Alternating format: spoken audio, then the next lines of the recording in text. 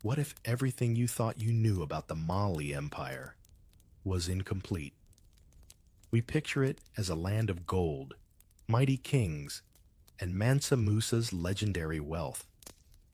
But buried beneath those glittering stories are fragments that hint at something historians rarely discuss: a secret about intimacy, power, and forbidden bonds in West Africa's greatest empire. Did rulers keep male companions closer than court scribes would admit? Were warriors tied by bonds that went beyond brotherhood?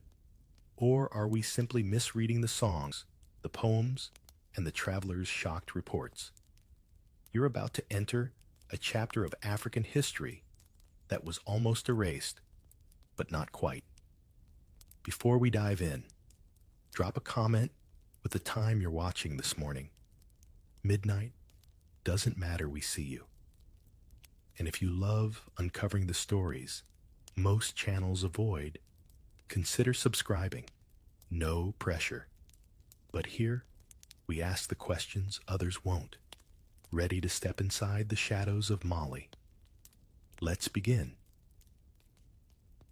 You're about to step into a royal courtyard where whispers travel faster than drummers on festival day. Because here, the juiciest stories aren't about trade or battles, but about who's holding whose hand when no one is supposed to notice. Imagine standing under the carved arches of a palace in the Mali Empire centuries ago, with the sound of courtiers' sandals sliding over stone.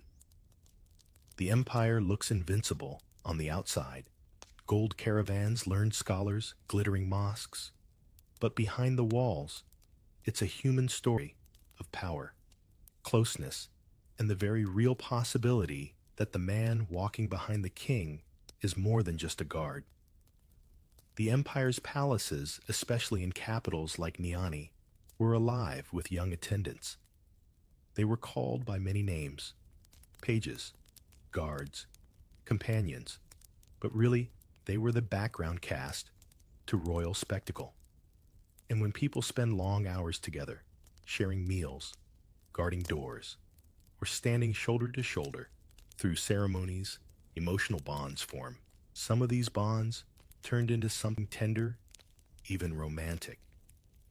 Is that so surprising? Put any group of people in an enclosed environment, say your modern office cubicle or a military barracks, and sparks eventually fly. The palace wasn't any different, only with a lot more gold and a stricter rulebook.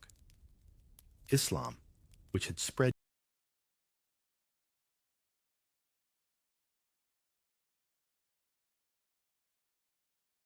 deeply into Mali's ruling class by the 14th century, officially frowned upon same-sex relations. But history is always messier than official rules. Courtiers whispered about men who favored the company of other men, and there are traces in chronicles and oral histories that such attachments were noticed. Some attendants were promoted not only for their loyalty, but also because of personal affection. Would a king risk scandal for companionship? Sometimes yes, because even rulers wrapped in layers of ritual sought comfort in ways no sermon could erase. Picture the scene: torches throwing light across mud brick walls, griots singing praise poetry, and in the shadows, a guard leaning a little closer than necessary toward his lord. It doesn't take much imagination to see that human longing ignored the official script. You can almost hear the hushed giggles of servants who noticed, because palace staff were like today's office gossip mill, except without smartphones to spread the news. The walls had ears, and those ears remembered. Take Mansa Musa, the most famous of Mali's emperors. His pilgrimage to Mecca in 1324 became legend. So much gold poured into Cairo that the economy there wobbled. Chroniclers focused on his wealth and piety. But think about this. The caravan he led was massive, with hundreds of attendants. Among them were young men chosen not just for strength, but for their closeness to him. Historians rarely spell out what that closeness looked like in private, but silence in history is often its own form of confession. After all, if nothing unusual ever happened, why would sources feel the need to emphasize Musa's public devotion so strongly? There's also the question of hierarchy. In a court where women's movements were often restricted, young male attendants became the constant company for nobles. They guarded, entertained, even massaged tired feet after long days of court rituals. If intimacy developed, who would stop it? Only the very brave or very foolish would call out a king's favorite. And let's be honest, power tends to protect desire no matter what religious rules say. Think of celebrities today whose entourages travel everywhere with them. Sometimes those entourages are about security. Sometimes they're about companionship that runs deeper than friendship. Of course, secrecy was everything. In the empire, being accused of violating Islamic morality could ruin reputations. So those who indulged in such relationships cloaked them under the veil of loyalty and service. A man wasn't simply his ruler's lover. He was the most trusted guard, the closest companion, the one who never left his side. Euphemisms did the heavy lifting. Isn't it funny how language often hides more than it reveals? We still do it today, with phrases like just really good friends. Court life itself almost encouraged these hidden bonds. Imagine endless ceremonies, processions, and banquets where attendants stood for hours behind their masters. The slow grind of formality left plenty of room for private eye contact, whispered jokes, and the kind of shared endurance that builds closeness. One historian noted that palace staff often formed tight-knit brotherhoods. Within those circles, affection could grow without needing a label. Do you think anyone back then was worrying about hashtags or identity categories? No. They were just trying to live and love in the spaces carved out by circumstance. When foreign travelers like Ibn Battuta visited Mali in the 14th century, they often judged what they saw through their own cultural lens. Ibn Battuta himself wrote critically about local customs, especially anything he thought strayed from strict Islam.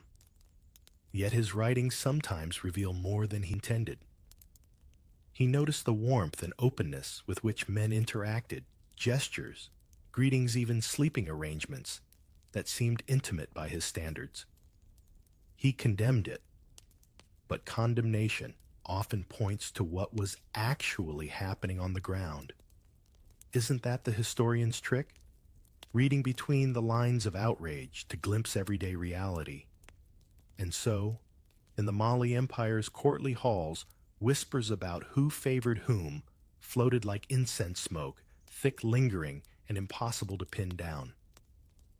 The empire's grandeur may dominate textbooks, but if you lean closer, you hear softer stories about men in power and the bonds they shared when no one was supposed to be looking. Step out of the palace walls and into the marketplace, because that's where the city really breathes. You're shoulder to shoulder with traders from across the Sahara, camel bells, jangling spices tickling your nose, and the clamor of bargaining filling your ears. But not everything here is about salt gold or cola nuts. After dark, when the torches burn low and the watchmen grow tired, the market becomes a stage for a different kind of exchange. Fleeting encounters happen in shadows, between stalls, where the buzz of trade fades into whispers of curiosity and desire. Markets were Mali's crossroads. You could find Tuareg merchants wrapped in indigo veils, Mandinka farmers selling grain, and Songhai fishermen hawking dried catch. People traveled far, slept in makeshift quarters, and mingled with strangers they might never meet again. And you know what happens when travelers gather? Stories are swapped, laughter bursts out, and sometimes glances linger longer than the coins being counted. A marketplace is more than economics. It's human energy compressed into one spot.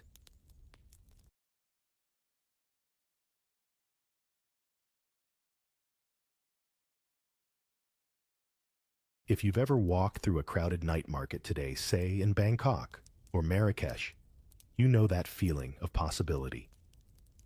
Back then, that same possibility extended beyond business deals. Men without families at their side, soldiers, sailors on the Niger camel drivers, often looked for company to break the loneliness of the road. Some found it with women, others with men. It wasn't necessarily about identity or labels. It was about what was available in the moment, a way to soothe the ache of isolation. You can almost picture it, a soldier leaning against a stack of baskets, catching the eye of a craftsman cleaning up after the day's sales. No words needed, just a nod toward a quieter alley. If you're wondering whether people judge them, sure. Gossip always travels, but the anonymity of a market gave cover that palace walls never could. Nighttime in Timbuktu or Gao carried its own soundtrack. Drums from distant quarters, laughter of those who'd had too much millet beer, the occasional bray of donkeys. In that mix, secret meetings blended seamlessly. The thing about marketplaces is they're built for hiding in plain sight. Everyone's too busy minding their goods or arguing about prices to notice two men stepping away into the shadows. Isn't it true even today? In the busiest places, privacy exists in plain view because no one is paying attention. Some sources hint at punishments for same-sex intimacy, but context matters. Laws often looked strict on paper, but were softer in practice. Officials turned blind eyes if the individuals weren't causing trouble or scandal. After all, the empire relied on smooth trade more than moral policing. A happy merchant was better for business than a scandalized one. And if soldiers on patrol found comfort where they could, who was going to lecture them? It's not as though barracks life offered cozy romance novels. What's fascinating is how coded behaviors developed. People used gestures, phrases, or meeting spots to signal interest. Picture it like a secret handshake, subtle enough not to raise suspicion, but clear enough to those in the know. Historians suspect some of these signals were tied to particular inns or riverbank areas. Think of modern nightlife. Certain corners of a city gain reputations known quietly within communities, but unmarked on official maps. Mali's marketplaces had their equivalents. We also can't ignore the role of music and dance. Markets often turned into impromptu festivals. Drummers played dancers, leapt, and the crowd swayed with excitement. In that haze, boundaries loosened. A hand brushed another's shoulder.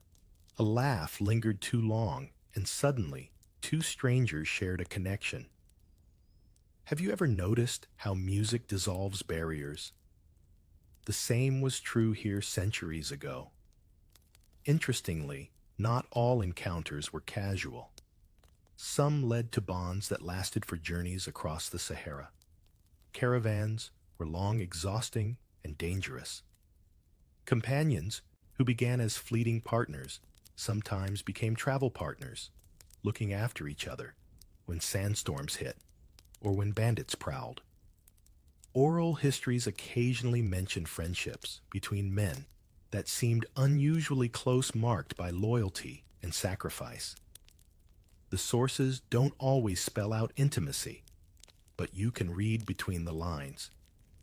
Why else would one merchant risk his life for another outside his own kin? And yes, there were risks.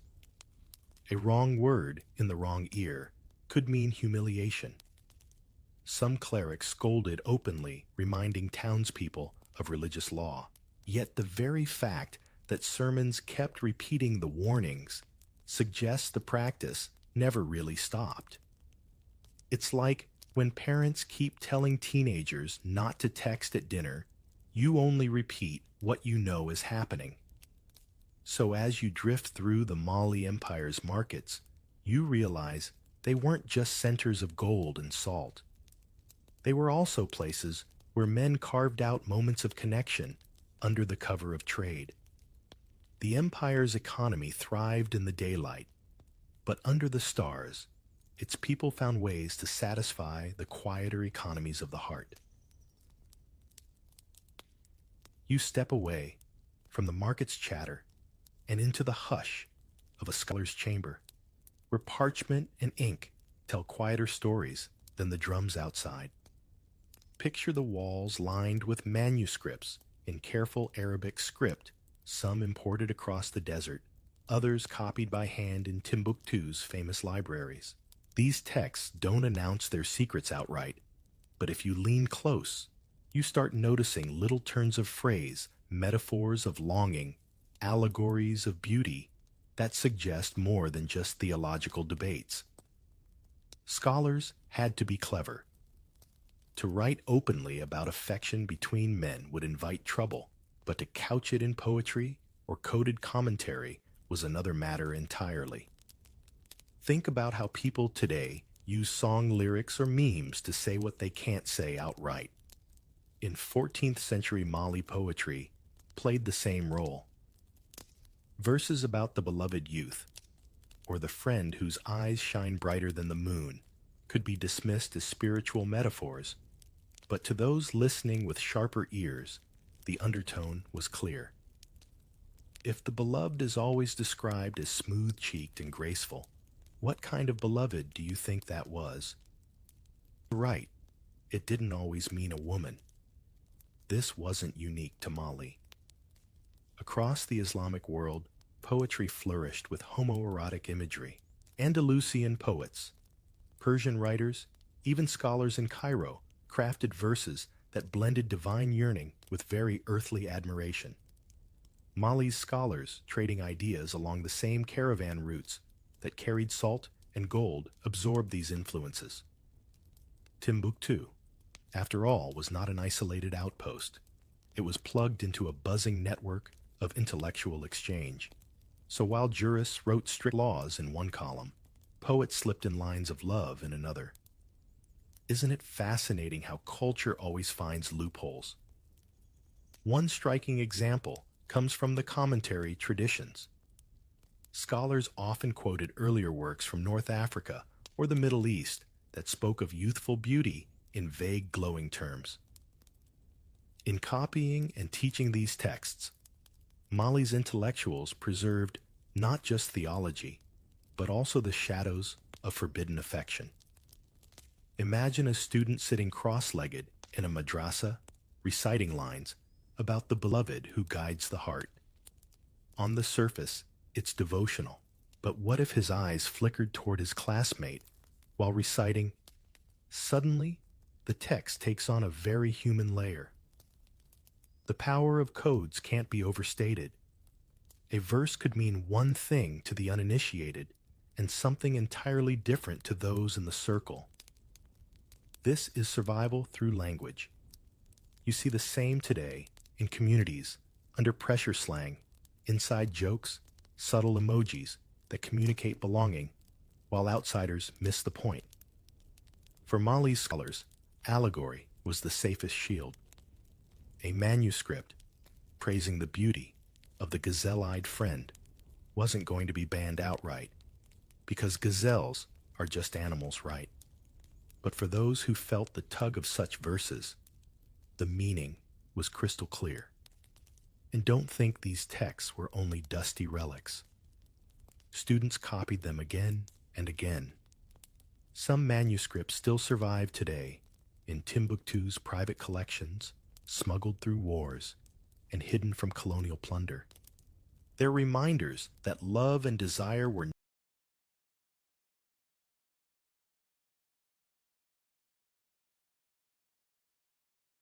never fully erased, only tucked away between the lines. Have you ever stumbled across an old diary or a scribbled note in the margin of a book? That's the feeling here, an echo of lives lived half in shadow, half in ink.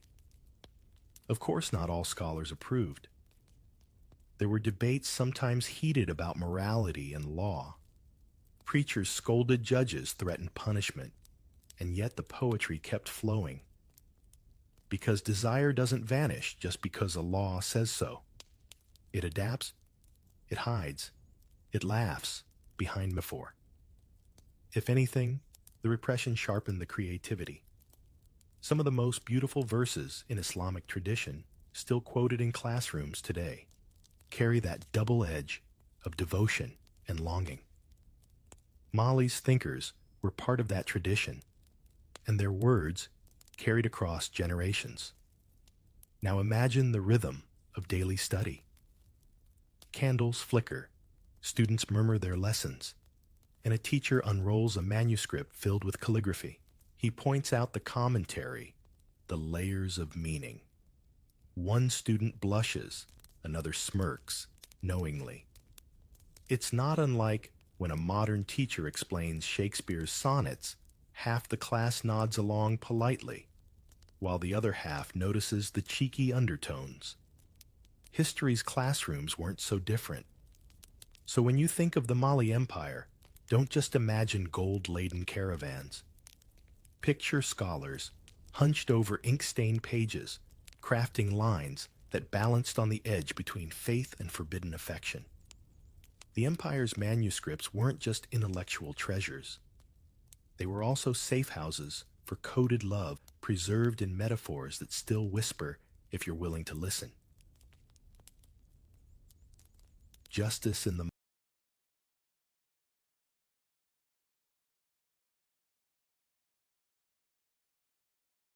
Mali Empire could drag into the open something as private as whom you shared a bedroll with. One moment you're blending into the crowd, the next you're watching a man hauled before a Qadi, accused not of theft or rebellion, but of affection, whispered in the wrong place. The sun beats down, the square swells with murmurs, and suddenly the whole community is caught up in a trial where law, gossip, and morality collide like cymbals at a festival. Trials here weren't just legal affairs. They were theater-staged reminders that power could reach even into your most secret moments. When Islam became deeply rooted in Mali's ruling class, Qadi's judges trained in Islamic law were appointed to hear cases.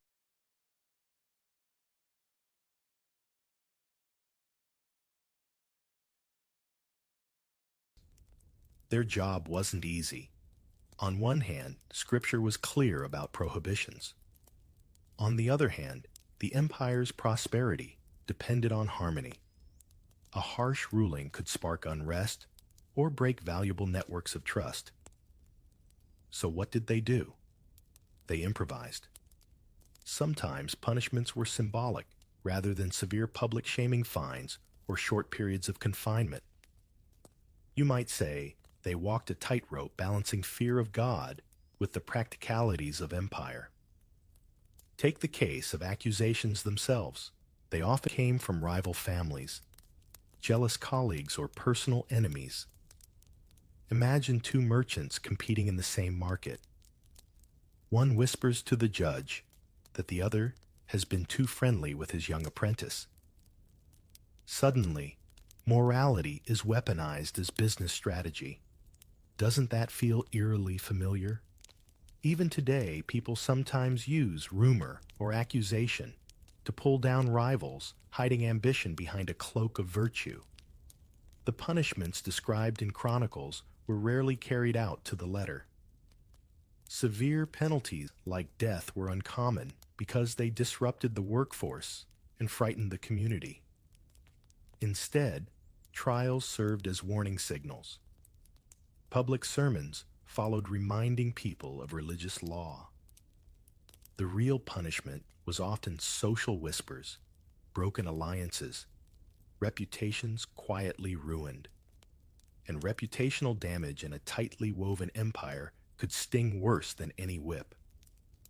Have you ever noticed how gossip travels faster than official news? The same rule applied then, yet there's an irony here.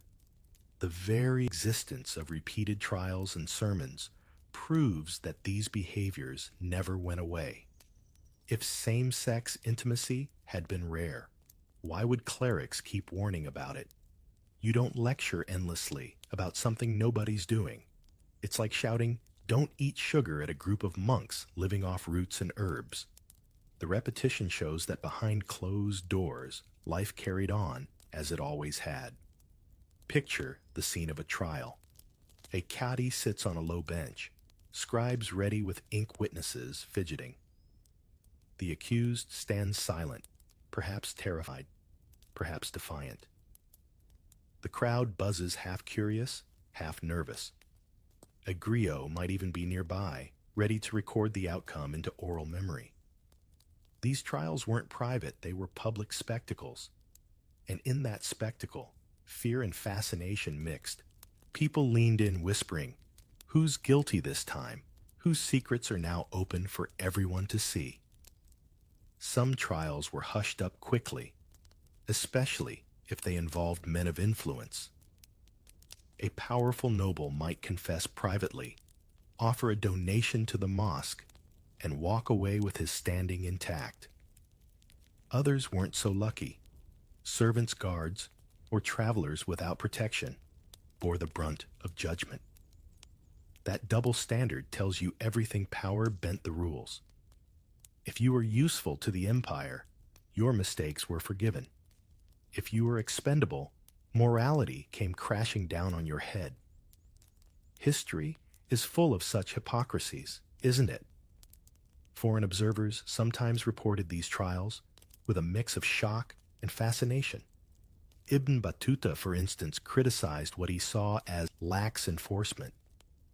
To him, punishment seemed too soft proof that Mali wasn't following Islam strictly enough. But what he missed was the pragmatism at play. The empire wasn't a monastery. It was a vast, diverse state with many traditions. Enforcing law with rigidity could break it apart. Leaders understood that survival sometimes meant bending rules in practice while preaching them in principle. Think of how modern governments handle controversial issues: stern speeches, symbolic fines, but rarely full enforcement. The Mali Empire invented that balancing act centuries ago. Trials about sexuality weren't just about individuals.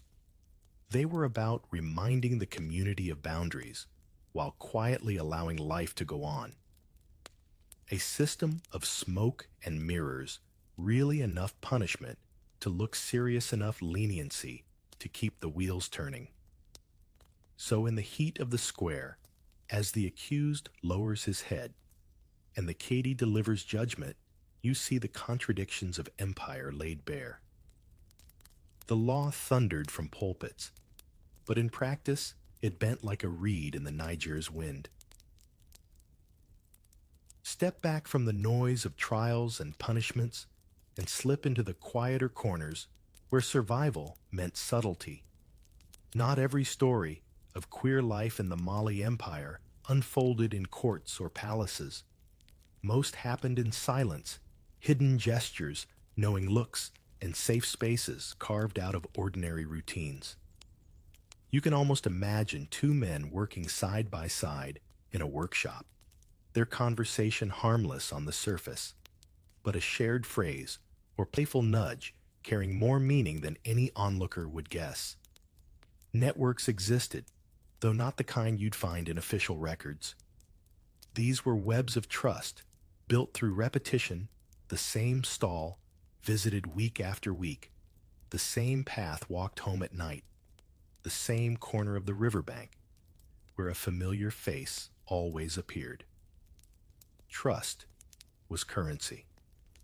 In a world where an accusation could ruin you, only those who proved their loyalty again and again were welcomed into these private circles.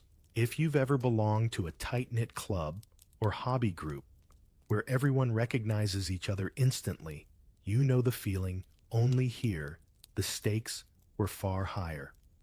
Secrecy had its own vocabulary. Historians suggest that certain jokes, handshakes, or even song lyrics served as quiet signals.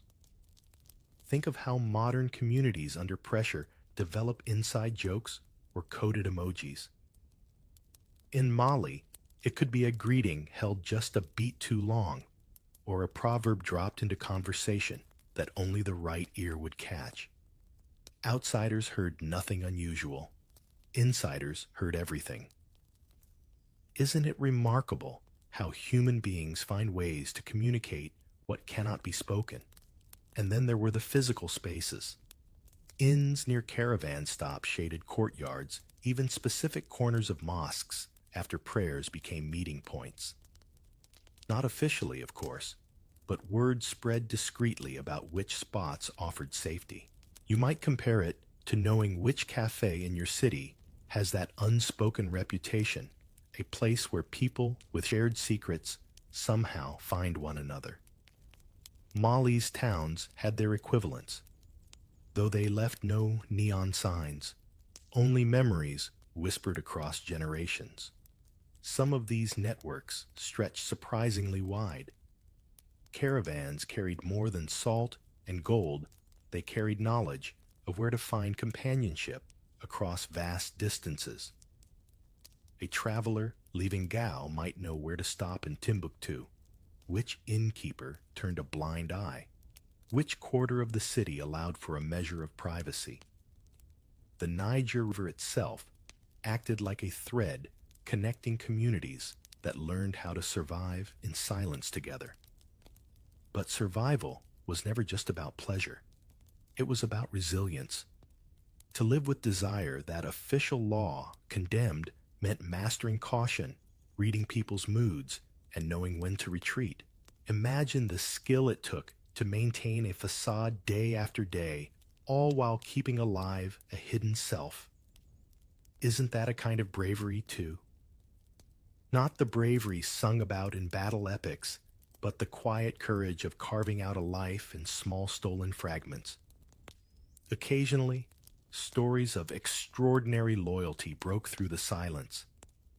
Oral traditions recall friendships so deep that companions were buried side by side, their bond explained away as brotherhood. But who's to say what brotherhood meant in those cases? Language gave cover, but emotion seeped through. If you've ever seen a grave inscription that makes you pause, wondering about the untold story behind it, you'll understand how these silences still speak. Of course, not everyone navigated this hidden world successfully. Rumors slipped, betrayals happened, and sometimes authorities cracked down harder than usual. That risk never went away. Yet the networks endured, adapting like vines around stone walls, bending, twisting, finding new cracks to grow through. And so behind the empire's grand mosques and royal decrees, ordinary people built lives of quiet connection. No monuments record them, no chronicles praise them, but they endured. Just as gold dust sparkled unseen at the bottom of riverbeds, their stories shimmered beneath the surface, waiting for patient eyes to notice.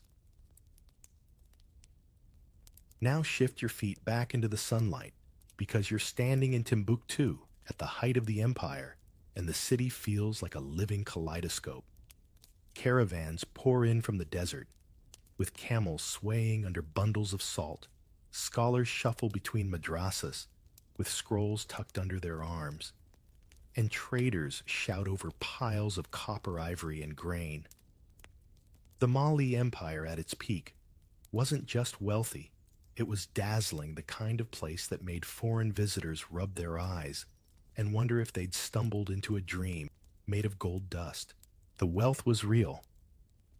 Remember, Mansa Musa, the emperor whose pilgrimage to Mecca shook the medieval economy. His generosity was legendary, but it wasn't magic. It was built on a carefully organized system of trade routes that tied the Sahara to the Mediterranean. Salt from the mines of Tahaza, gold from Bambouk and Bure, slaves, from raids on rival territories, and manuscripts from North Africa, all converged here. If you ever felt overwhelmed at a modern airport with people rushing in every direction, That's the energy you'd sense walking through Timbuktu at its busiest. With that kind of bustle came a blend of cultures. Berber traders from the north, Yoruba merchants from the east, Fulani herders moving cattle along the rivers they all passed through. And each brought not only goods, but also habits, music, and stories. Diversity was the empire's heartbeat, though it also created tensions. People disagreed on customs, but the sheer wealth pouring into the empire kept disagreements manageable. After all, it's hard to argue when everyone is busy counting coins. What's striking, though, is how ordinary life went on underneath the grandeur. Imagine children splashing in the Niger's shallow waters, women pounding millet with rhythmic thuds of pestles, craftsmen hammering gold into jewelry. To outsiders, Mali was a shimmering empire of gold. To locals, it was also chores, errands, and gossip. Isn't that always the case? Tourists see the postcard view. Residents see the laundry line. Empire's scholars gave it an intellectual glow that matched its economic shine. Timbuktu's Sankore University drew students from across West Africa. They came for theology, astronomy, medicine, and law. But they also came to join the buzzing debates that spilled into courtyards long after lectures ended. The image of Timbuktu as a city of books wasn't exaggerated. By the 16th century, its private libraries rivaled anything in Europe. Picture dusty manuscripts stacked on shelves, ink-still dark pages smelling faintly of leather and desert air. That's the smell of knowledge preserved against time. But don't be fooled into thinking the city was only solemn scholarship. There were musicians playing choras in the evenings, griots weaving stories so vivid you felt pulled inside them, and markets overflowing with chatter. Wealth and knowledge made the empire's cities vibrant, but they also made them human, messy, noisy, filled with both brilliance and boredom. If you've ever walked through a modern university town, where professors debate philosophy in cafes while students rush off to part-time jobs, you'll recognize the same blend. Still, prosperity had shadows. Enslavement of captured peoples underpinned much of the wealth. Caravans carried human beings as part of their cargo, and that reality sat alongside the empire's grandeur. Power and suffering were intertwined, as they so often are. Walking through the city, you'd see both the gleam of gold bracelets and the weary faces of laborers who built the walls. It's a reminder that history's shining centers often have dim edges. For those living with desires unspoken, like the men and women whose stories we've been tracing, the empire's height was both opportunity and danger. On one hand, crowded streets offered anonymity. On the other, the more prosperous and visible the empire became, the sharper the eyes of moral enforcers grew. In some ways, prosperity made discretion more urgent. Success magnifies scrutiny, doesn't it? When everyone is watching, hiding becomes an art. So as you wander Timbuktu's avenues, the empire's might presses in on you from every side. Wealth glittering in markets, knowledge buzzing in schools, music floating through the night. The Mali Empire at its height was a place where the extraordinary and the ordinary coexisted, each shaping the other, in rhythms that still echo faintly if you listen closely enough. Gold and salt may have built the empire,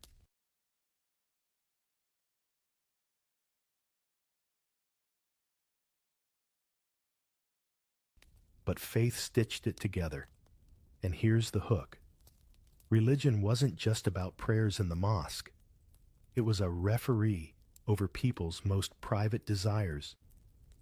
Picture yourself in a crowded Friday congregation, the imam's voice booming as he reminds the faithful of God's commands. You glance around and notice the crowd shifting uneasily because sermons like these weren't abstract. Everyone knew the words were aimed at real people in their neighborhoods, maybe even friends who kept quiet smiles in public and different company after dark. Islam arrived in Mali through merchants and scholars long before it was enforced by rulers. By the time Mansa Musa took the throne, the faith was tightly bound to statecraft. Mosques rose beside markets, qadis handled disputes, and fasting during Ramadan became as much a civic rhythm as a religious duty. For rulers, Islam was both a source of legitimacy and a leash powerful enough to unite people, strict enough to keep behavior in check. But human nature never bows entirely to a sermon. That's where the cracks appear. Private life in the empire was always more complicated than official piety. A man could attend mosque, faithfully donate to scholars, and still slip into the company of companions in ways the imam would disapprove. Does that sound hypocritical, maybe? But it's also deeply human.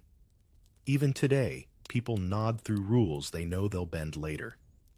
Religion and reality often danced an uneasy duet. This tension was sharpest in the courts. Judges tried to enforce Islamic law, but as you heard earlier, enforcement wobbled when it collided with pragmatism. Too much harshness risked disrupting trade. Too much leniency risked angering clerics. So rulers often played a double game, publicly pious, privately flexible. That double game shaped daily life. If you've ever had a boss who insists on rules in meetings but looks the other way when results matter, you'll recognize the pattern. Faith shaped gender roles too. Islamic teachings layered over older local traditions restricted women's visibility in public spaces. That restriction had an unintended side effect. Men often spent more time with men both in work and leisure. Companionship deepened in these all-male environments, guard units, scholarly circles, caravans. No imam could erase the fact that proximity breeds connection. Rules said one thing, daily life offered another. But faith wasn't only a cage. It also provided cover. Poetry framed longing as spiritual allegory. Scholars could praise beauty in a way that seemed devotional on the surface, but carried undertones that listeners decoded. Religion gave language for yearning, even when the law scolded it. Isn't it fascinating how people can take the very structure meant to limit them and twist it into a shield? There were also figures who embodied the contradictions. Griots, for example, sang praises to rulers while slyly hinting at the affections they knew, but dared not name directly. Clerics thundered in sermons, yet quietly counseled mercy in private. Power itself often dictated which face of religion appeared strict judge on Friday, forgiving confidant on Monday.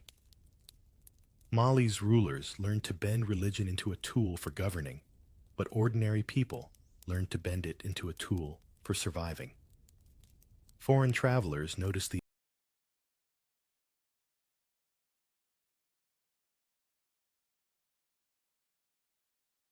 contradictions. Some marveled at Mali's devotion, praising its mosques and scholars. Others, like Ibn Battuta, criticized what he saw as laxity, women uncovered in public, men too free in their friendships. His outrage, though, reveals what really happened. People lived faith in ways that didn't fit rigid boxes. The empire wasn't an idealized model.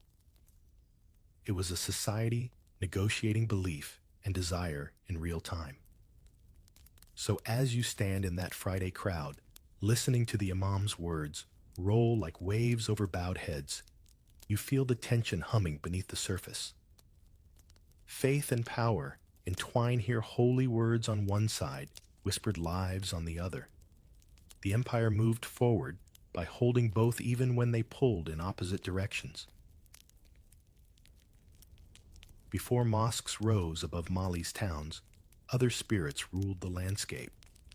Rivers carried their own guardians' trees, whispered with ancestors, and rituals blurred lines of identity long before judges wrote down prohibitions. You find yourself in a village clearing where drums pound into the night, smoke curls upward from a fire, and everyone gathers to watch as a medium sways in trance, embodying the spirit that has chosen him. His body takes on gestures that are coded as feminine, yet no one jeers. Instead, the crowd nods with respect, because they see not a man pretending, but a vessel of the divine. These older traditions allowed space for expressions that later moral codes tried to erase. In oral tales preserved by griots, you sometimes hear of companions of the heart pairs of men whose loyalty mattered more than lineage or heirs. The language never shouts about romance, but the closeness lingers like a perfume in the story, too obvious to ignore, too sacred to condemn. Doesn't it feel familiar how cultures often keep truths just beneath the surface, waiting for sharp ears to notice? Spirit possession ceremonies were one of the clearest windows into this fluid world. A man might take on the voice movement and even clothing of a female spirit not as entertainment, but as holy duty. Villagers saw this as a bridge between worlds, proof that boundaries weren't fixed, but permeable. It reminds you of how even today, in many festivals worldwide, performers embody roles that blur gender to channel something beyond the ordinary. Mali's villages did this long before foreign clerics arrived to frown at it. And then there were the bonds forged in labor. Farmers often worked in age groups, eating, sleeping, and living together in cycles of planting and harvest. Hunters, too, formed pairs or bands whose loyalty was absolute. These partnerships sometimes grew into lifelong commitments. Later chroniclers tried to frame them as simple brotherhood, but the depth of devotion suggests a wider spectrum of feeling. If you've ever known two people so inseparable that everyone else stops trying to define them, you've glimpsed the same truth. Indigenous rituals also shaped attitudes toward the body. Dance drumming and masquerades blurred categories. Masks might represent spirits with both male and female traits, reminding audiences that the unseen world wasn't locked into rigid roles. Children grew up watching these performances, absorbing the idea that identity was more layered than the law later allowed. Culture taught one lesson. Religion, centuries later, tried to teach another. When Islam spread deeper into Mali, these older practices didn't vanish overnight. Some were hidden, some reinterpreted, others folded quietly into daily life. A sermon might thunder against improper behavior, but in the next village, a possession ritual would still play out under the stars. This double reality gave cover to those who lived differently, reminding them that not everyone saw their desires as scandal.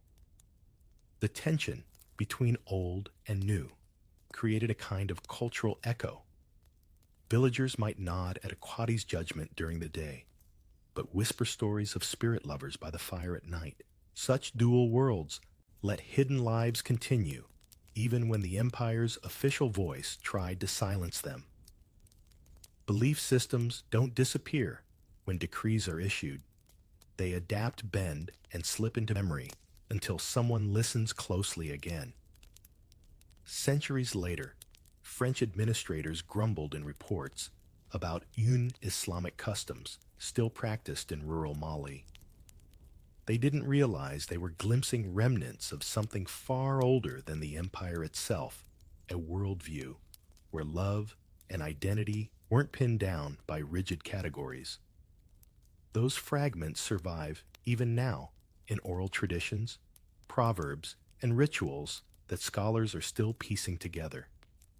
So when you stand in that village, clearing drums, rolling like thunder, and a medium moving with gestures beyond ordinary roles, you realize you're looking at a time before fences were built around desire. A time when identity itself could be fluid, mysterious, and sacred. You lean closer to the fire as another story begins. This time told not by griots, but by outsiders peering in. Foreign eyes watched Mali with fascination, sometimes admiration, and often judgment. Moroccan envoys, Arab travelers, and later European explorers scribbled down what they saw, leaving records that feel like windows, but also like mirrors warped by bias. You have to squint carefully to separate truth from exaggeration. Take Ibn Battuta, the famous Moroccan traveler who wandered into Mali in the 14th century. He marveled at the empire's order, its wealth, and the respect shown to scholars. But he also scolded what he considered lax morality. He was shocked by the way women moved freely in public, and he frowned at the warmth between men. His outrage, written in ink, tells you more about his expectations than about Mali itself. After all, people rarely complain loudly about things that don't exist. His words, though, dripping with disapproval, are hints that bonds and freedoms thrived in ways outsiders couldn't square with their own codes. Centuries later, European explorers arrived with notebooks ready to describe Africa as they imagined it, primitive or exotic, depending on their mood. Some were astonished by Timbuktu's libraries, which contradicted the myth of a continent without books. Others lingered on descriptions of social customs, filtering them through their own Victorian lenses. If they saw two men sharing a bed on a caravan journey, they labeled it as savagery or scandal, unable to imagine intimacy without their cultural baggage. Isn't it telling how often reports reveal more about the observer than the observed? Moroccan conquerors in the late 16th century brought another layer of scrutiny. After they invaded and weakened Mali, their chroniclers mocked local customs as proof of the empire's decline. When power shifts, so does the narrative. Practices once accepted in silence became painted as symbols of moral failure. The conquerors weren't only seizing gold, they were rewriting the story to cast themselves as saviors of morality. It's a tactic still familiar. Today, condemn the conquered not only with swords, but with shame. Yet even in their condemnations, foreign accounts preserve slivers of truth. A note about affectionate greetings, a complaint about dancers blurring gender roles, a shocked description of public ease. All of these are accidental confirmations that such behaviors existed. Outsiders couldn't resist recording what surprised them, and those surprises are the cracks where hidden histories shine through. You might compare it to a tourist review online. Someone writes angrily about the noise in a local cafe, and without meaning to, they confirm the cafe was lively, popular, and worth visiting. The critique carries the evidence within it.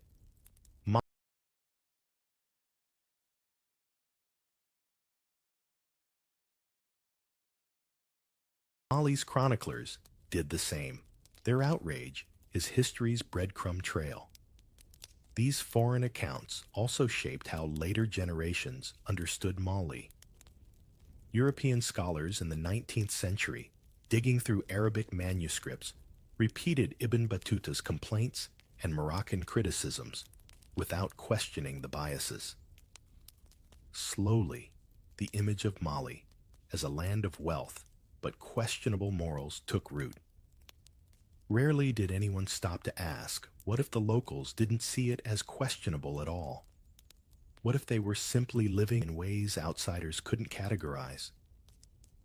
For the hidden networks of queer Malians, foreign attention was a double-edged sword.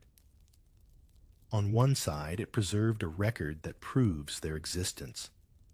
On the other, it amplified the voices of those who condemned them.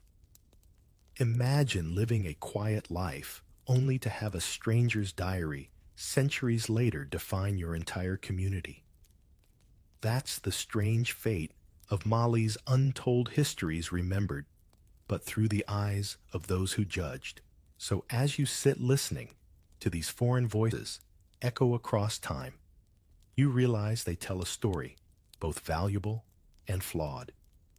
They saw the empire's people through narrow lenses, but in their shock and scorn, they left behind the very proof that love and identity flowed more freely than their pens wanted to admit. The echoes of the Mali Empire don't vanish when the drums stop. They linger, carried forward by colonial laws and modern politics. And here's the final hook. What began as whispers in royal courts and hidden gestures in markets eventually collided with European rulebooks that tried to erase centuries of complexity in one sweep of the pen. Imagine standing at the edge of the 19th century, watching French administrators arrive with their uniforms and paperwork, determined to sort human behavior into neat boxes that never quite fit. Colonial powers brought with them not just guns and trade agreements, but also imported morality. They absorbed earlier condemnations from Arab chroniclers and magnified them with their own Victorian anxieties.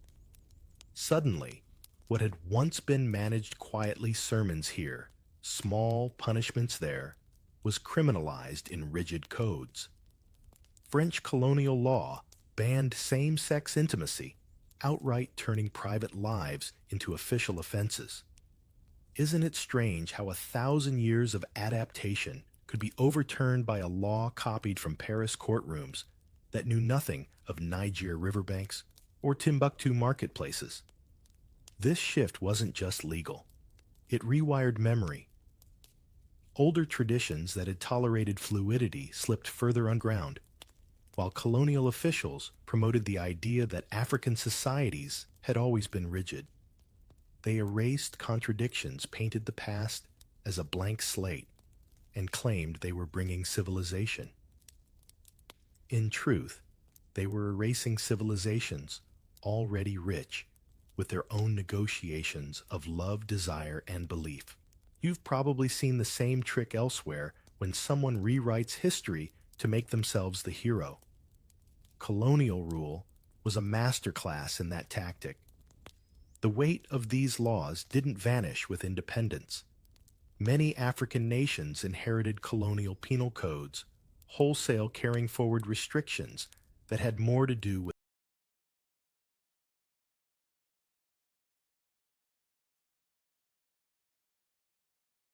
French or British anxieties than with their own histories. Mali was no exception. By the mid-20th century, stories of companionship-coded poetry and spirit medium rituals had been buried under a legal system that claimed to speak for morality while actually speaking for empire. Isn't it heartbreaking how the aftershocks of conquest echo long after the conquerors are gone, and yet survival continued?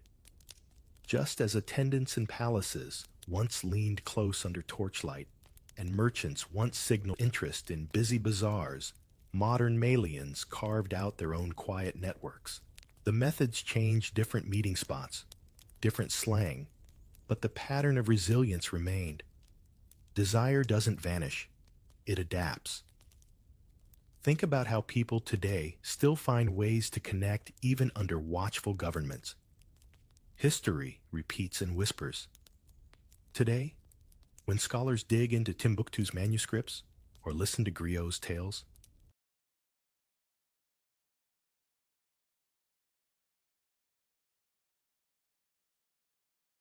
they recover fragments of this hidden past. They see that the Mali Empire was never a simple tale of gold and glory, nor a one-dimensional story of piety. It was layered law and loophole sermon, and song condemnation, and affection, survival, and silence. by piecing those fragments together. They remind us that queer history in Africa isn't an imported story.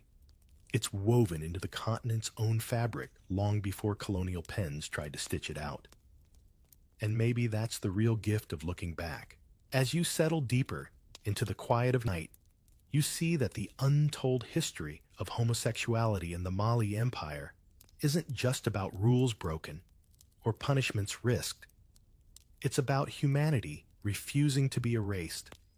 It's about bonds formed in palaces and markets and songs and in secret networks, bonds that outlived sermons, survived invasions, and slipped past colonial censors. Those bonds whisper even now, if you're willing to listen, reminding you that love always finds its way, no matter how many walls are built to contain it. Across the Mali Empire, desire, faith, and survival intertwined in ways rarely written down. Palace whispers, market encounters, coded poetry, and ancient rituals all reveal that human affection flowed more freely than official law admitted. These hidden stories remind you that history is never simple, always layered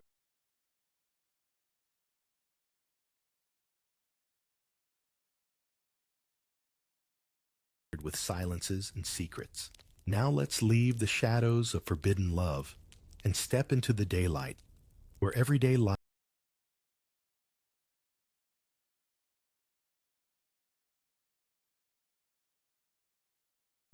and culture shape the rhythm of Mali's golden age. The first sound is not a rooster, not even the chatter of neighbors. It's the slow, rhythmic tap of oars against the Niger River, like a giant heartbeat under the morning haze. That's your hook. The Mali Empire doesn't wake with a whisper. It wakes with a river. You rub your eyes, and before the sun climbs too high, you hear pestles pounding grain in wooden mortars, creating a percussion section that rivals any city alarm clock. Imagine if your daily wake-up call was a mix of water drums, goat bleats, and the faint call to prayer rising from a mud brick mosque. It's chaotic, yes, but it's also the sound of an empire breathing. You step outside into the early glow, and the streets of Niani, the empire's bustling capital, stir with motion. Children trot with calabashes balanced on their heads, heading for the riverbank to fetch water. Women sweep dust from courtyards, creating neat concentric swirls in the sand, almost like giant patterns of art, only to be erased by the day's footprints. Elders already sit beneath shade trees talking politics before the heat makes conversation an effort. The city doesn't need a clock tower. It runs on rhythm, and everyone knows their cue. Look toward the water, and you see dugout canoes gliding across traders from villages upstream, bringing fish reeds or news. The river is more than scenery. It's the empire's main road. Before highways and railways, this watery artery tied kingdoms together, ferrying cola nuts, ivory, and salt as easily as gossip. Do you ever complain about traffic? Picture instead dozens of long canoes maneuvering like a watery parade, each steered by men who read currents as if they were maps inked in blue. The smell of breakfast drifts through the air. Millet porridge simmered with milk, perhaps a sprinkle of honey if fortune allows. A griot clears his throat nearby, ready to remind listeners that their ancestors built this world with courage and cleverness. His voice, low and steady, blends with the pounding mortars, weaving history into the morning like thread into cloth. You realize that here, memory isn't tucked into books. It's sung, chanted, and hammered into rhythm, as unavoidable as the rising sun. Somewhere, a muezzin's call floats over the rooftops, reminding the faithful to turn toward prayer. Islam has been stitched into the empire's fabric for centuries, but local traditions breathe just as strongly.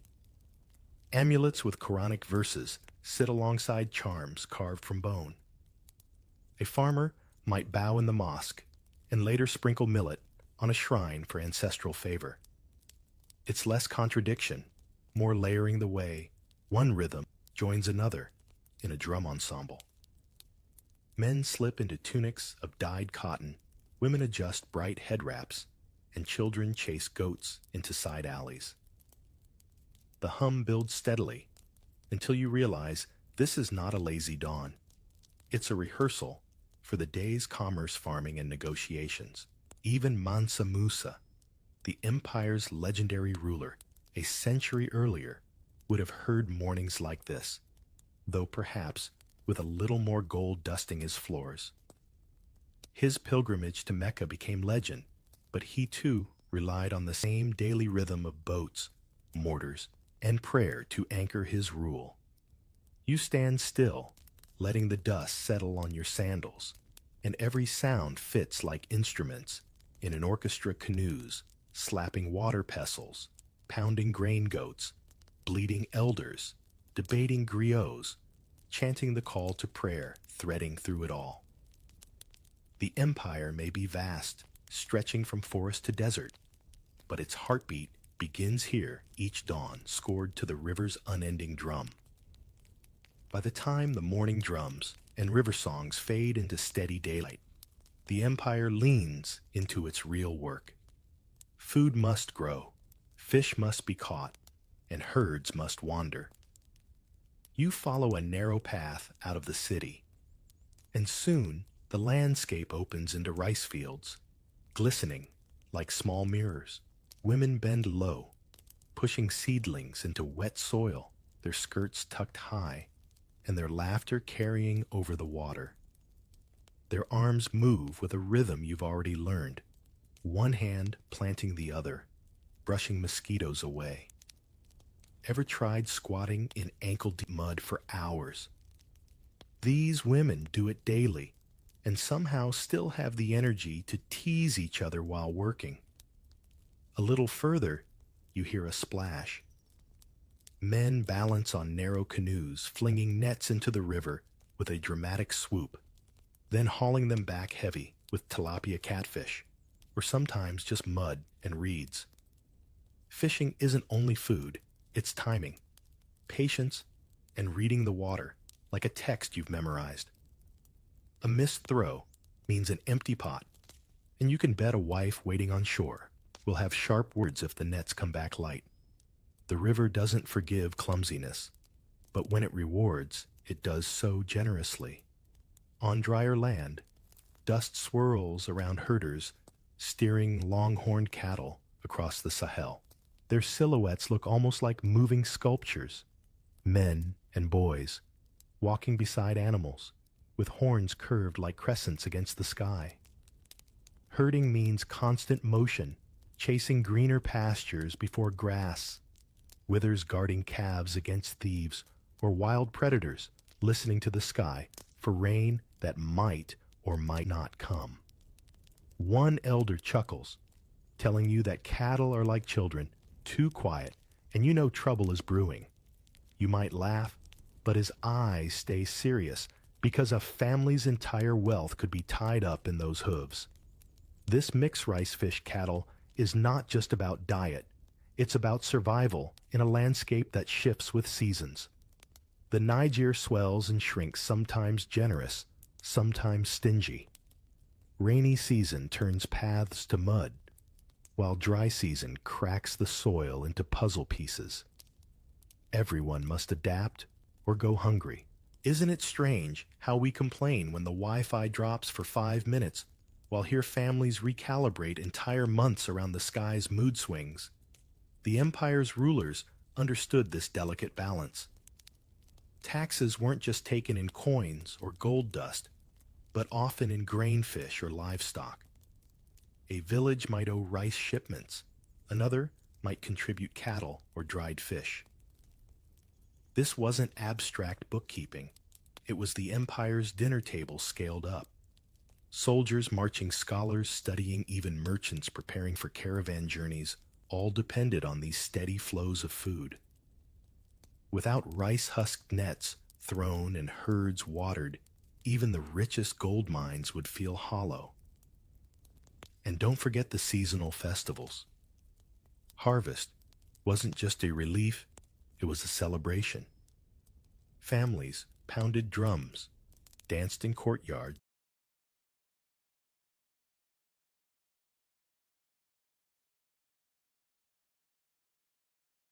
and thanked ancestors and spirits for keeping the balance intact.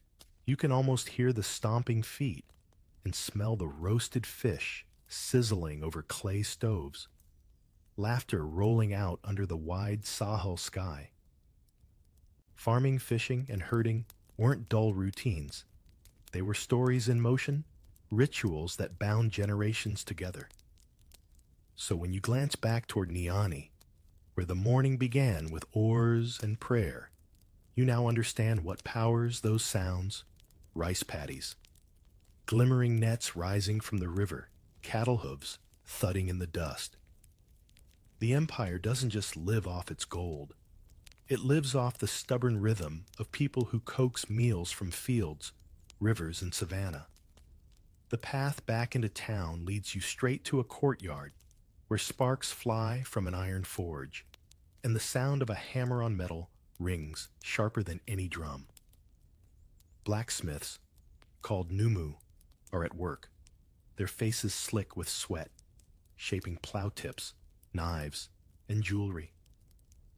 You lean closer and realize they aren't just craftsmen, they're gatekeepers of secrets. Generations pass down techniques like family heirlooms guarded as closely as recipes in your grandmother's kitchen. Ever tried making something from scratch that could either feed a family or cut a tree? Here, every blow of the hammer could change a household's fortune. But it's not just iron. Stroll a little further, and you'll see dyers stirring vats of indigo, pulling out cloth so blue it almost glows in the sun. Women slap the fabric against stones, the dye staining their hands a shade that lingers for days. Imagine scrolling through online shops. Today, back then, this brilliant indigo was a statement piece, a sign of wealth, taste, and sometimes even spiritual protection. A trader might show up in desert robes dusted from 1,000 miles of travel, but if his sash gleamed deep blue, everyone knew he had spent good coin in Mali's dye pits. Leather workers shaped sandals, belts, and satchels. Their tools simple, but their craft refined. The smell of tanned hides mingles with smoke, sharp enough to wrinkle your nose but rich with purpose. These artisans supply not only locals, but also caravans crossing to North Africa. Think of them as the design houses of their time, except instead of logos and billboards, their reputation travels strapped on camel saddles and soldier belts. And then, of course, there are the griots, the bards, historians and musicians whose words weigh as much as any gold nugget. One griot sits under a baobab tree plucking a kora's strings while reciting tales of Sundiata Keita, the empire's founder.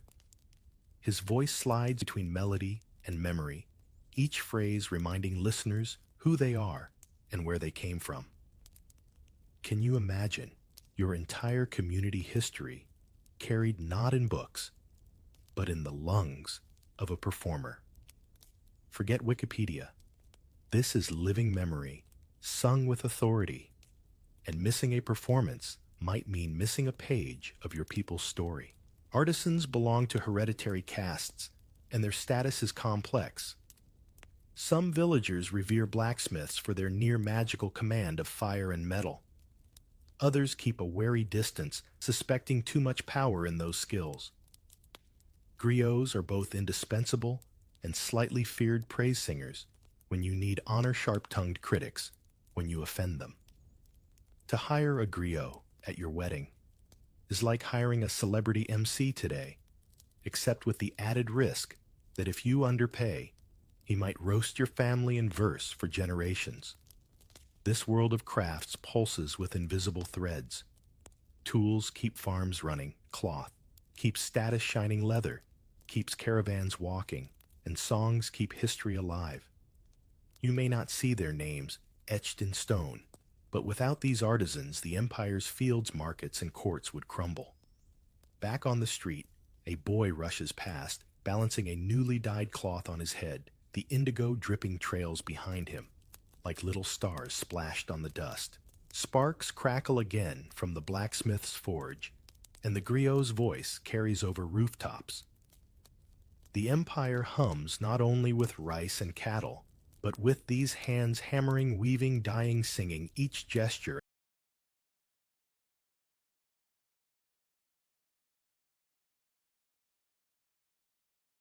a craft, each craft a thread in Mali's vast and colorful weave. Step into the plaza on market day, and you're hit with a hook stronger than any drumbeat. The empire's veins don't pulse with gold alone. They surge with salt, cola, and chatter thick as the dust in the air. You weave through stalls where pyramids of Teghaza salt blocks glint like pale bricks. So valuable, people treat them like treasure chests. Next to them lies gold dust in tiny leather pouches, exchanged carefully on scales where every grain can tilt a deal. Ever thought of paying your rent in salt slabs? Here it wouldn't just be accepted, it might even be preferred. Vendors call out in languages braided together, Bambara Soninka, Fulani, Arabic, because markets are where tongues mingle as easily as spices. One merchant haggles over dried fish. Another shouts prices for cola nuts shipped up from the forests to keep caravans awake on endless marches. You sniff roasted millet cakes, hear the laughter of children chasing each other between boats and baskets, and catch the sing-song rhythm of bargaining that could double as a drum performance. Look closer at the traders who've come from across deserts, their camels tethered nearby tails, swishing lazily. Berbers with long blue veils bring copper and cloth Tuareg with silver jewelry gleaming on their arms, and Arab merchants offering glass beads and manuscripts. Each has a story of sandstorm-survived wells found and miles counted by the stars. One caravan leader leans on his staff, boasting that he has crossed Sijil Masa without losing a single camel. You roll your eyes at his swagger, but deep down, you know such endurance deserves applause. Salt and gold form the backbone of this buzzing scene, yet so do ideas. Between haggles, news spreads, whose son joined a caravan, which town has new tax rules, whether a scholar is arriving from Timbuktu with fresh teachings. Markets are Mali's social media feeds, only without the scroll. You stand in the crowd and updates find you.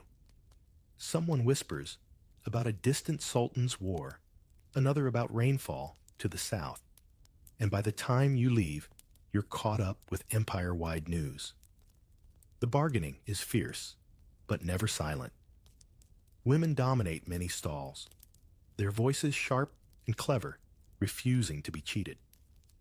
The customer groans at a price, and the vendor fires back with a joke about his stingy ancestors. The crowd laughs, the price softens, and the deal is struck. Negotiation here is performance, a kind of theater where wit carries weight alongside coins and scales. Would you be brave enough to haggle in public with an audience ready to laugh at your mistakes? Even in the chaos, there's order. Scales are inspected, measures checked, and disputes settled quickly, because trust makes trade possible. A merchant's reputation can travel farther than his caravan cheat once, and griots might etch your dishonor into song. Honor, like gold dust,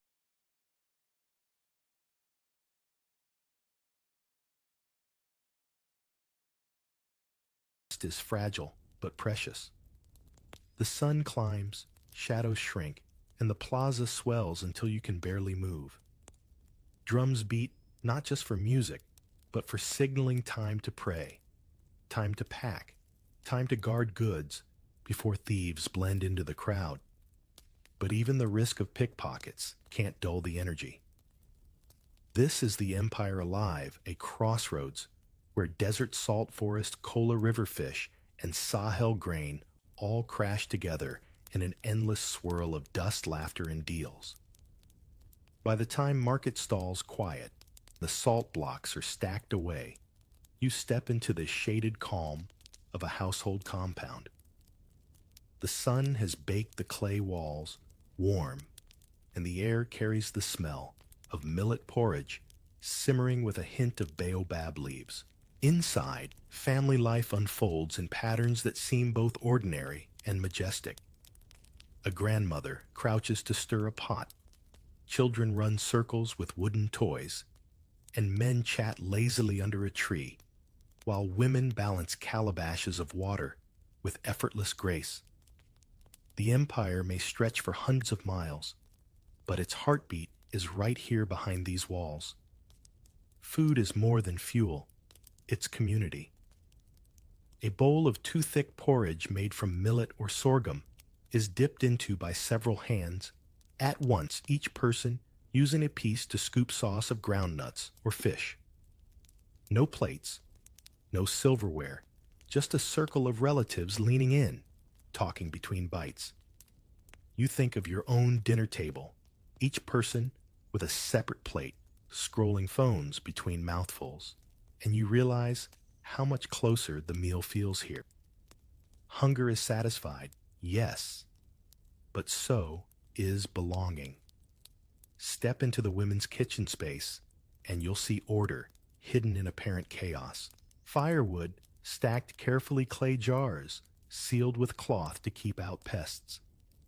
Spices tucked into gourds and ladles carved smooth from years of stirring. Women control the flow of ingredients the way merchants control caravans, stretching grain when guests arrive, saving dried fish for leaner months, adjusting recipes to keep children fed when harvests disappoint. This is economic planning disguised as stew. Marriage ties link households into webs of obligation. A young bride enters the compound with songs, gifts, and a dowry that might include cloth jewelry or livestock. She brings not only her labor, but also her family's connections, reinforcing alliances that can decide the flow of land or trade. Her status grows with children, especially sons. Though daughters are cherished for the alliances their marriages will one day forge. Family here is not a private bubble, but a public network, every meal and marriage woven into politics as much as affection. Even the architecture tells stories. Homes circle around shared courtyards, where goats wander freely and neighbors drift in with greetings. Mud walls keep interiors cool, while flat rooftops double as storage and sleeping areas on hot nights. You glance upward and see mats rolled neatly ready for evening, when families will climb up to catch breezes under the stars. Isn't it funny how we chase rooftop experiences in trendy cities today, while here it's just the most practical way to survive a sweltering night? Children swirl everywhere, half chores and half play. A boy carries firewood twice his size, wobbling dramatically as his sisters tease him. A girl balances a jar of water and practices walking steadily, knowing one day she'll do the same for her own household. Lessons are practical, woven into daily life. Reading might come later in Quranic schools, but first you learn to keep goats from wandering into millet fields. If you've ever had chores as a child, you'll recognize the same sighs and rolled eyes, except here slacking could actually starve the family. As dusk stretches, you sit back against the wall, watching the household hum, men preparing for evening prayers, women smoothing cloth for tomorrow's market children, drowsy from games and chores. The compound glows with the warmth of food, laughter, and shared responsibility. Outside, traders may tally gold dust, scholars may recite law, but inside these mud walls, the real foundation of the empire is kept steady. One pot of porridge, one marriage, tie one bedtime story at a time. When the courtyard quiets and the cooking smoke thins, you slip into the shade of a mosque's mud walls, where voices of boys echo softly, reciting verses of the Quran in sing-song rhythm. A teacher sits cross-legged, a wooden board across his knees, ink stained from verses carefully copied. You realize this is more than school. It's how knowledge itself travels. Children memorize line by line, rocking gently, as if movement helps the words settle deeper. Have you ever tried memorizing something by heart instead of looking it up? Here at Survival, books are rare. Memory is wealth. Step into Timbuktu in your imagination, where whole neighborhoods buzz with scholars and scribes. You pass doorways where men lean over manuscripts of astronomy, law, poetry, and medicine. Libraries grow in courtyards protected as fiercely as gold. The great Sankore Mosque isn't only a place of prayer. It's a university where ideas travel farther than caravans. Students from across the Sahel sit in circles, arguing points of Islamic law, then wander into alleys where merchants debate grain prices. Religion, economy, and learning blur into one tapestry. Faith itself threads through daily rhythm. 5 times a day, the muezzin's call arcs over rooftops, and you watch families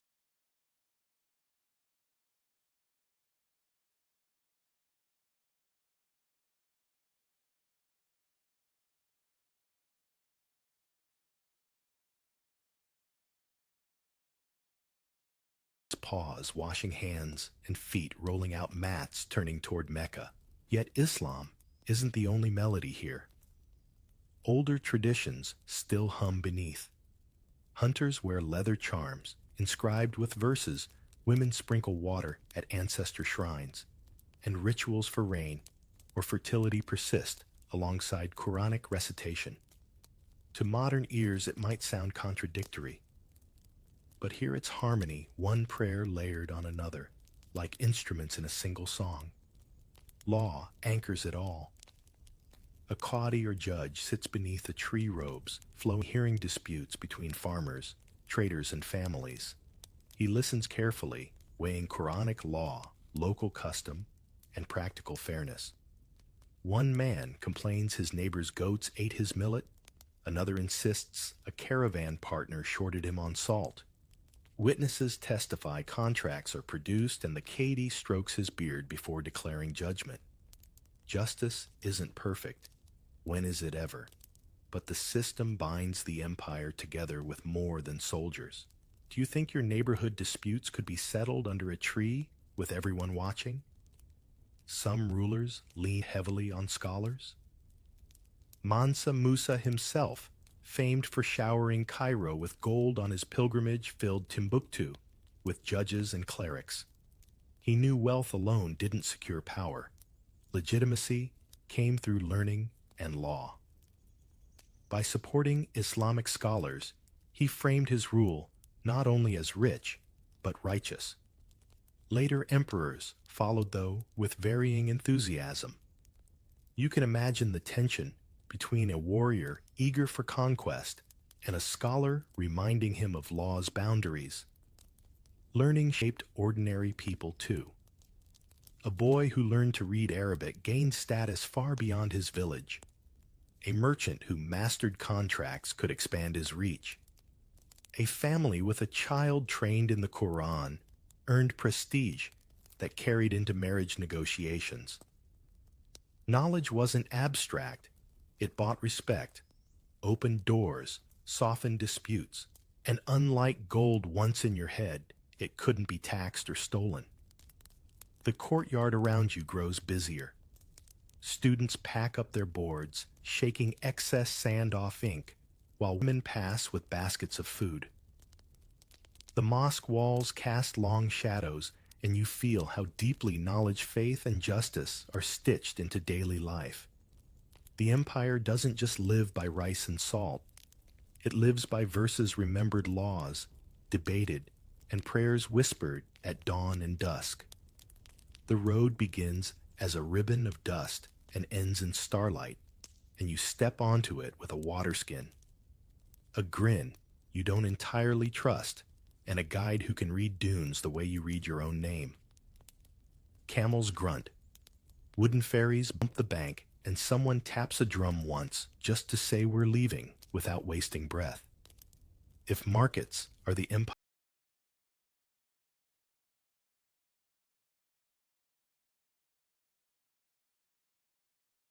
chatter roads, and rivers are its deep voice, slow and certain, carrying salt out and stories back. You start by water, because the Niger is a teacher with patient shoulders. Boatmen push long poles against the current pirogues, skim along reed beds, and bundles of dried fish ride low tide neatly like sleeping crocodiles. A ferryman nods toward a narrow channel only he trusts, and the canoe slips between sandbars with the confidence of someone who has argued with this river since childhood. You feel the current tug at your ankles, and the sun press your shoulders, and suddenly the map in your head rearranges itself around water. Ever tried to navigate a city by listening instead of looking? Hear the slap of oar against river tells you where you are. At a landing upriver, a caravan waits, camels already chewing their sideways stares, unimpressed by all human plans. Bales of Takaza salt are stacked like pale bricks cords biting into the load. Cola nuts from the forest sit in baskets ready to earn their keep mile after mile.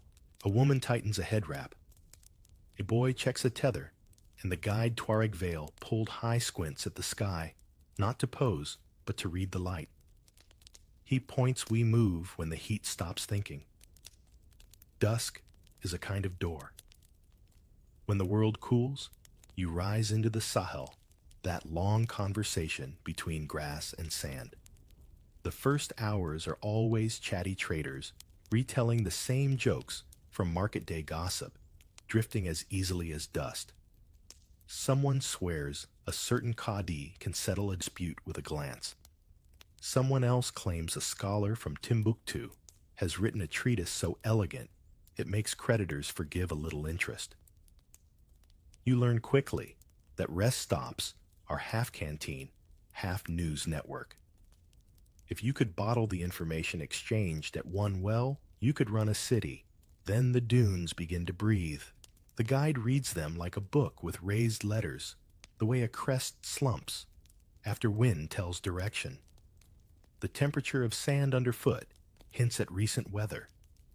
The position of Orion at dawn confirms velocity. He listens to silence, the way city people listen to traffic. If it changes, something is wrong. Do you trust your GPS more than your gut? You ask yourself, feeling a twinge of envy for a man who calibrates by stars and grit. Night travel isn't just poetic, it's practical. Camels move better when the heat relaxes its fist and water skins stretch their mercy. The caravan strings itself into a slow necklace of bells and footfalls.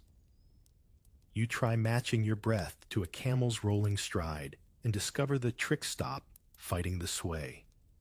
Somewhere ahead, the scout drops from his saddle to check a track, that faint arrow of footprints bending toward a shallow pan. Gazelle, someone whispers. Also thieves, another answers, and the pace tightens without comment. Security is rhythm. Bunch up here, spread there, keep the quiet constant. Oases arrive like well-told jokes just when patience thins. Date palms throw lacework shadows, and the ground drinks spill less greedily. The well is civilization, a circle of stone. Etiquette clicks into place: water for animals first, then for people. Newcomers announce from a polite distance. No one hoards shade. A girl from the nearby settlement arrives with flatbread and a grin that says, business is brisk. News a merchant asks, and she delivers it like a bard with crumbs. Bandits seen 2 days north, a new tax downstream, a marriage between trading families that will lower the price of cloth if you're patient. Would your own road trips be better if the gas station attendant recited poetry with the fuel? When the path crosses stony ground, sound shifts from hush to crunch. You pass cairns that mark older travelers' careful arithmetic. This many piles to the next, well double that to the ridge. The guide hums not to entertain, but to pace the steps. A second in command counts under his breath, not sheep, but distances, a human odometer that never needs winding. At midday, you crouch in a patch of shade that is more idea than reality, and a woman unwraps cola nuts like a magician producing bright coins. A nibble sharpens tongues and feet. For a moment, you understand why caravans treat cola like portable courage. Not all miles belong to sand. Floodplains demand ferries again, or a long detour that only experience justifies. Boatmen hire out their boats, and two economies shake hands without fuss. You help shove a pirogue into water that looks sleepy until it decides not to be. The ferryman leans into his pole, talking to the current as if it were a stubborn friend. Halfway across, he points to a ripple where hippos sometimes choose to be unhelpful, and your group paddles wider with the quiet speed of people who have learned from other people's bad days. Way stations in towns feel like theater after so much horizon. Caravanserais fold you into courtyards where walls remember 1,000 temporary lives. Saddles are stacked, hooves get washed, scales come out, and arguments about weight and measure resume the way a favorite song picks up on the chorus. A scribe squats with his reed pen to check a contract ink drying in air so warm it could bake bread. You catch the smell of indigo and leather from Section 3, a callback dressed as perfume, and realize how road stitch crafts to markets, markets to scholars, scholars to law. Stories travel faster than camels. At one stop, an old man remembers the day Mansa Musa's pilgrimage passed through lands to the north gold glittering like a low sunrise. At another, a younger merchant repeats Ibn Battuta's comments on hospitality, agreeing with some rolling his eyes at others, because even a traveler's critique is cargo to be traded. You don't need to swear to every detail. The point is, the pulse roads are rumor's favorite shoes. Hazards are part of the bargain. A sudden wind erases a morning's footprints as efficiently as a lazy scribe blotting a page. Someone coughs, and a healer pushes a tisane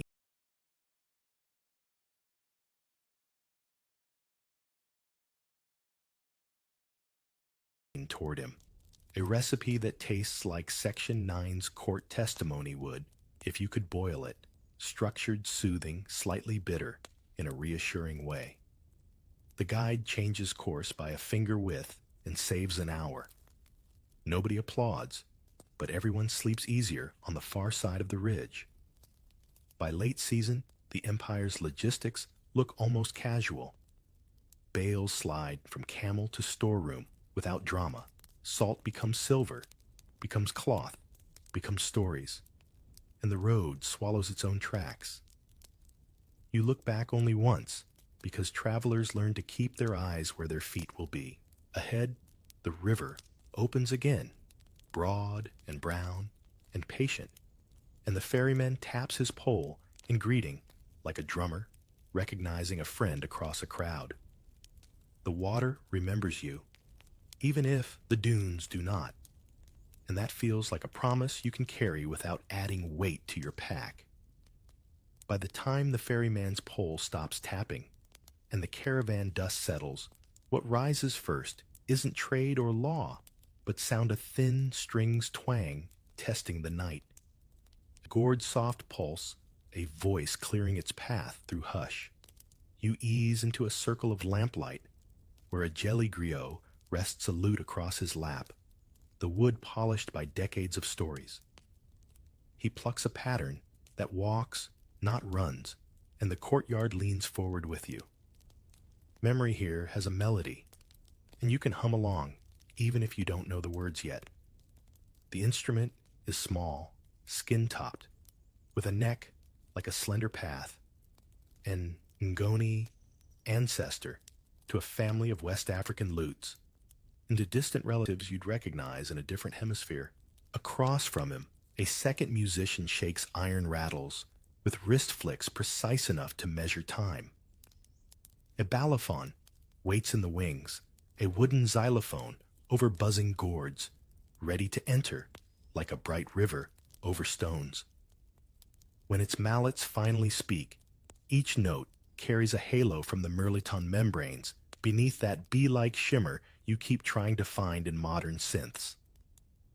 The jelly announces a lineage in a low register names that thicken the air: Sundiata, Keita, son of Sogon, Bala Faseke, the master of the early balafon. Patrons whose generosity braided this very performance into the fabric of the town. He isn't improvising flattery so much as negotiating memory, reminding everyone where honor sits and how it travels. Ever had a friend who can roast you affectionately and somehow make you proud griots, perfected that art long before comment sections? Around you, indigo cloth from the dye pits of Section 3 drinks the lamplight, turning deep blue into midnight. A hunter's jacket carries charm stitched tight leather packets inked with Quranic verses from Section 6, a meeting of faith and craft that feels less like a compromise and more like a duet. You trace the mud-painted patterns on a woman's wrapper, Bogolan Fini mudcloth, its earthy triangles and lines speaking a vocabulary of seasons hunts and careful thresholds. Ask quietly, and she'll tell you which motifs her mother reserved for rites of passage, which she wears today simply because they make her feel correctly arranged in the world. Hair becomes architecture. Braids interlace like maps of irrigation channels. Threads wrap strands into sleek ridges. Cowries click softly when she turns her head. The styling session this afternoon lasted hours, not vanity, so much as community time news exchanged braid by braid. If a child sat still long enough, an elder traced a future path just by parting hair sideways to show stubbornness, straight to invite steadiness, a star at the crown, because why not carry constellations with you? Gold glints at wrists and ears, thin hoops, coiled. Bangles, hammered discs that catch every candle flicker. Some pieces traveled with caravans. Others were smelted by a cousin who learned from a Numu smith. Jewelry talks. A stack of bracelets might say, I married into good traders, a heavier neckpiece my aunt is generous a discreet ring, I know when to shine and when to shade. You try not to stare and fail, which is fine. Adornment is part of the conversation, not the punctuation. The jelly story swells. He traces Sundiata's exile like a road you can still walk tonight, folds in the prophecy of a crippled boy who stands adds a drummer's roll for the day Karina's dust rose under hooves. He pauses just long enough for someone to press a coin or a strip of cloth into his hand patronage glowing in public, so the social math adds up. Do you tip the street musician when they soundtrack your walk home? Here, generosity is not optional. It's a public promise that you understand how memory gets maintained. Women answer the story with ululations that ring like silver hoops. Then the circle relaxes into a song everyone knows. Call and response braids the courtyard together, and you find a place for your voice without stealing space. A grandmother leans toward you. Lower let the lead sit on top. You grin and obey. Rhythm is a civic duty, and the beat belongs to the patient. Fashion turns kinetic. Indigo wrappers flare on turns. Bead belts chirp, and anklets set their own metronome. You notice how movement edits fabric. A wrapper too tight won't survive this step pattern. Sandals too loose announce themselves before your feet do. Dance is informal adjudication clothes, proven they deserve the name fit. Somewhere, a weaver watches committing corrections for tomorrow's warp because catwalks are fine, but the courtyard never lies. Costume and status have their wit. A youth arrives wearing a new turban fold he swears he invented. A jelly grins and references a prince who wore it before his grandfather's beard came in. A hunter adjusts the amulet on his chest, not to flex, but to align. A girl's henna spirals glisten at her fingertips, fading calendars that will outlast this week's gossip, but not the next. If you had to wear your calendar, what would the pattern say? Deadlines? Hopes are places where you promise to say less. Some nights the balafon takes over, turning the space into geometry you can hear. Patterns switch between 2s and 3s like braided reeds, and your body starts solving for X by moving. A boy tries to hide his pride when he nails a tricky cross rhythm. His aunt pretends not to notice, then throws him a praise name that sticks. Praise names are more than applause. They're portable biographies. Carry one from a respected mouth and doors open the way knots loosen with water. Stories aren't all royal. A clever trickster gets his turn outwitting a greedy butcher with nothing but a calabash and gall. A widow bargains so well at market, the scales blush themselves true. A caravan guide misreads the wind and is saved by a girl who counts dunes like beads. Humor here trimmed fear down to size. You laugh not to forget hardship, but to keep it negotiable. You've done that too. Told a joke before a presentation, so your heart stops pounding long enough to stand up straight. Between songs, someone slides a Cora-like harp lute into view. A tall, gourd-long neck, many strings. Older folks nod. It's not the center of tonight's set, but its rippling arpeggios sound like moonlight poured carefully into a bowl. Instruments migrate, names evolve, but the conversation stays wood skin string story. If you listen long enough, you'll hear how a century can be measured in tunings. The night keeps adding small, bright things. A vendor materializes with fried millet cakes and a confidence that says, yes, you're hungry, don't argue. A scholar in a pale robe smiles at a line in the epic that doubles as a legal proverb and files it away for tomorrow's hearing. A dyer inspects a sleeve. In lamplight pleased, the indigo held true. Sections 3 and 6. Hum quietly at the edges, craft and law, eavesdropping on music, because nothing here lives alone. When the jelly softens his strings, conversation resumes, as if breath had been held only for melody. A mother practices a dance step with her toddler, tiny heels, tapping the earth's patient drum. A hunter leans his head to catch a new verse's contour, figuring out where to fit it into his own swagger. You rub indigo dust between your fingers and realize it never really leaves. It just learns to live on the skin without apology. Tonight has been a lesson in how style isn't decoration. It's a memory device, a social instrument, a daily treaty between beauty and use. Harmattan arrives like a whisper that dries everything it touches. Lips, laundry, prayers in the morning air. You wake to a sky the color of ground cinnamon, the sun dimmed to a pale coin by Saharan dust. Water jars wear damp collars where yesterday's fill line sat, and every clay pot becomes a small refrigerator by simple evaporation. You rub a smear of shea butter into your knuckles, the good nutty kind pounded by a cousin upriver, and decide the wind may rule the sky, but it doesn't have to crack your hands. Have you ever felt a season teach you new ways to move? Harmattan's first lesson is slower breathing and covered heads. Food listens to the season too.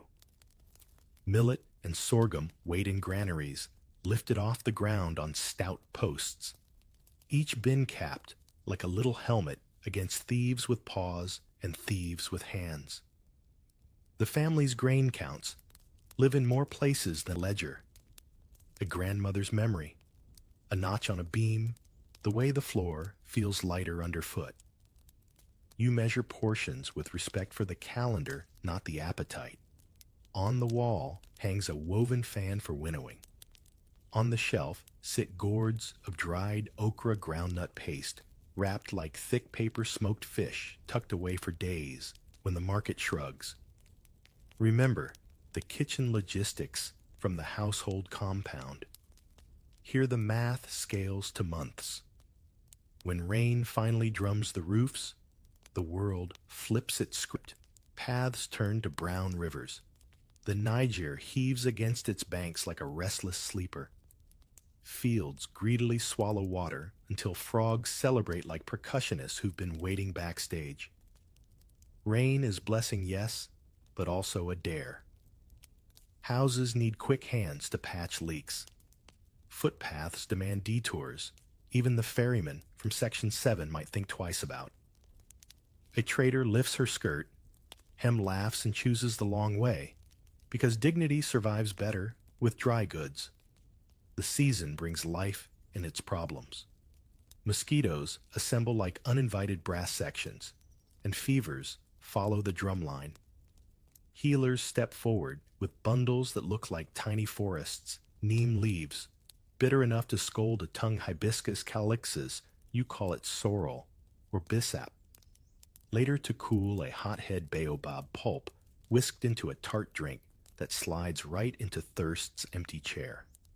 A curer checks your pulse and your story, because bodies here belong to families, fields, and rumors. Did you work too long in the rice water? Did grief sit on your chest after the market argument? You answer honestly. It saves time. Midwives still make the most complicated work look inevitable. She arrives wearing a cloth you recognize from last night's song, Circle Indigo from Section 3. Doesn't hide from duty hands scrubbed with ash and water until they creak. She asks for boiled linens, a calabash of warm oil, the room's quiet. Breathing becomes a chorus. Aunties recite a verse. A girl fans smoke away from the mother's face. Someone knots a ribbon at the bedpost, that old promise of distraction. A healthy cry afterward is not just joy. It's accounting one more heartbeat in the household's arithmetic. Amulets catch the lamplight, little leather packets stitched neatly, each with a sliver of Quranic writing, folded inside sometimes a sliver of iron from a Numu smith. To remember heat's discipline, hunters add theirs to jackets. Mothers tie them to babies' wrists. A traveler tucks one into a turban fold before the road tilts toward dunes. You remember Section 6's courtyard of recitation. Those verses don't stay on boards. They go out into muddy lanes and windy ferries, stitched onto daily life like quiet advice. Water itself needs strategy. Cattle drink first when herders arrive dust gray at dusk. People second. Plants only if the sky's patience fails. Wells have etiquette, line up in shade. Announce yourself. Share the rope if calluses nod approval. A boy reaches for the bucket too fast, and an elder taps the rim lightly. Son, let the rope stop dancing. You smile. Every community invents its own speed limits. Sickness takes a lot of names. Stomach knots after unboiled water become empacho, by another culture's word. But here, it's just the belly's bad thinking, cured with mint ginger and thyme. Fevers sometimes wear the river's grin. A healer places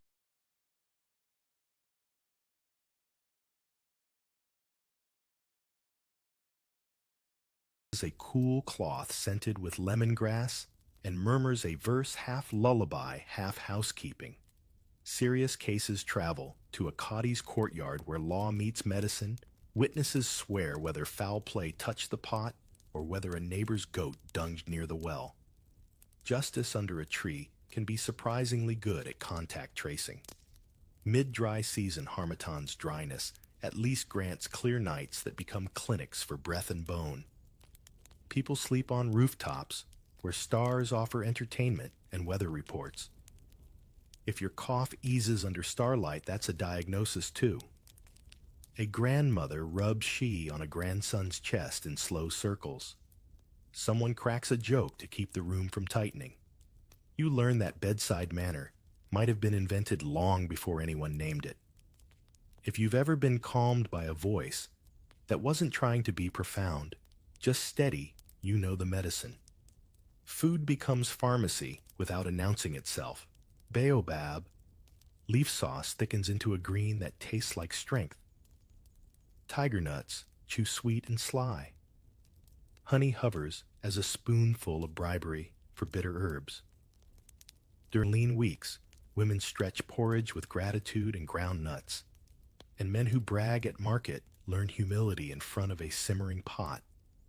Dried fish slips into sauces the way good advice slips into a conversation quietly, and suddenly everything holds together. Work rhythms map onto health like shade maps onto a courtyard.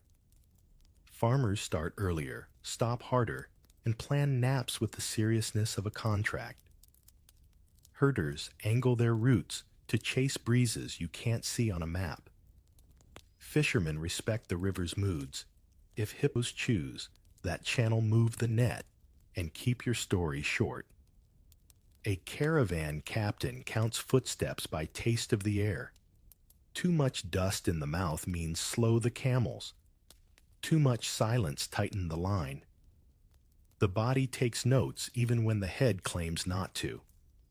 When trouble grows taller than herbs, solidarities go to work.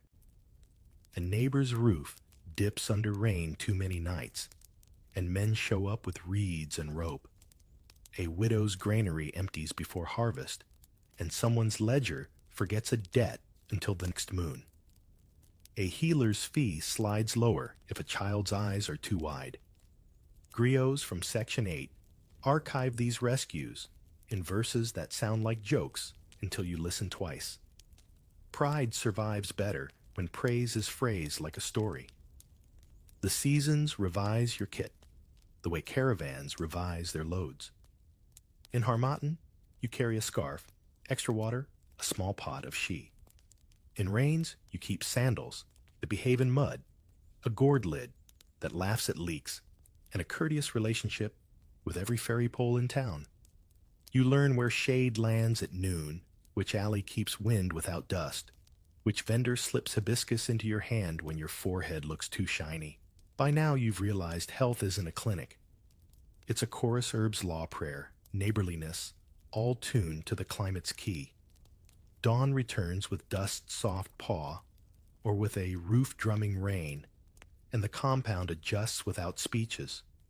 A child coughs once then twice. Someone reaches for a gourd, someone else for a verse. The mortar begins its measured thunder in the kitchen. The day steps into its own pace, as if the body of the town had stretched, yawned, and remembered the dance. You breathe in taste, the season on your tongue, and carry on, because survival here isn't a headline. It's a habit trained by wind water and the hands that refuse to let go. Night pours over the town like a bowl of indigo, and every rooftop becomes a soft-breathing audience waiting for the first drum. You hold your breath with it, because darkness here isn't emptiness. It's a stage the sky sets for people who already know their lines. Lanterns wink awake in courtyards, spice smoke climbs like thin handwriting, and somewhere a child scolds a goat with the confidence of a king. If morning is the empire's heartbeat, night is its memory deciding which stories to wear. The drum that answers is small but confident, a talking drum with strings that pinch pitch into syllables. It calls neighbors by nickname, compliments. A grandmother's braids teases a fisherman whose net famously lost a debate with a hippo. Laughter moves faster than the sound itself. A balafon replies bright wooden notes skipping across the courtyard like flat stones on a calm stretch of Niger, and you feel your shoulders settle into that sleepy ASMR rhythm we both like. Long day, says the groove. Sit. We've got you. Festivals bend the night in different shapes. When Ramadan draws its silver thread across the calendar, you hear the muezzin's evening call spill down the alleys like cool water. Fasting ends with dates passed palm to palm, milk sipped slow, and trays of rice fragrant with onion and pepper. Someone recites a short verse, the children try to whisper and fail, and an auntie smirks at the cousin who definitely counted minutes wrong this afternoon. After prayers, the slow joy begins. Neighbors feeding neighbors, the gossip, merciful, the jokes tender. You taste the empire's patience on your tongue. Harvest dances carry a different voltage, earthier dusk-kissed. Feet test the courtyard first, then commit stamping in patterns learned by ankles before brains. Masks step out from doorways, gleaming wood raffia, shoulders, eyes where shadow does the talking. A hunter's jacket from earlier nights appears again, its leather packets twitching with each beat, as if the amulets approve the tempo. If you tilt your head, you can hear Section 8 grinning. You already know how music burns a trail home through the dark. Feasting follows rhythm, the way a ferry follows the bend inevitably. Calabashes pass like planets in tidy orbits, millet couscous light, as dust fish stew glossy with oil leaf sauces, tasting green and brave. Someone drops a spicy warning too late, and the table wheezes then laughs. You'll remember the exact sound of spoons against wood, because it's the percussion section no one claps for. Every bite has logistics behind it, fields from Section 2 nets from the river salt that